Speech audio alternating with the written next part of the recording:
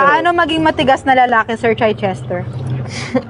You will go to yung paninindigan mo. Importante paninindigan eh, 'di ba? Pero sa akin, mas okay sa akin yung mas okay sa akin yung ang tawag nila maging sensitive ka.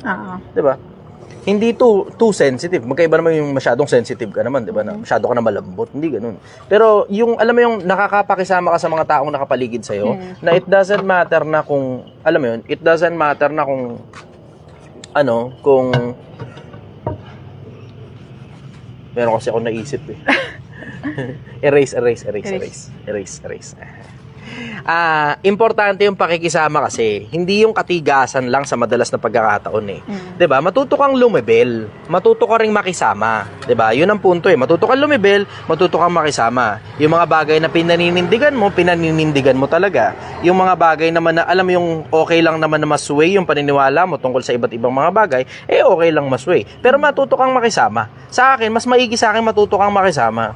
Pero mas alam mo 'yun, maganda rin na may mga pinaninindigan kang mga bagay na talagang, alam mo yun, non-negotiable. Katulad halimbawa sa akin, isa sa mga bagay na non-negotiable ko, yung kapag ka alam kong may sinasabi ang isang tao na alam kong mali tungkol sa Diyos ng Biblia o tungkol sa Diyos ng Quran, nilalabanan ko talaga. 120. Diba?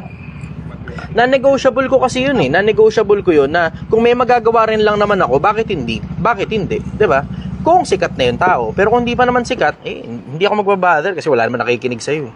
Pero ang takot ko kasi yung magkaroon ng masyadong maraming tao na nagsasalita ng hindi totoo tungkol sa Diyos tapos walang kumakastigo sa kanila. Yun.